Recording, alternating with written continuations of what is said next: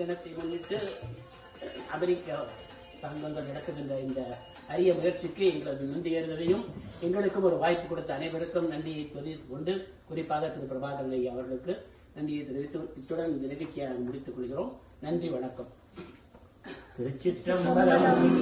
என்னாடுடைய சிவனே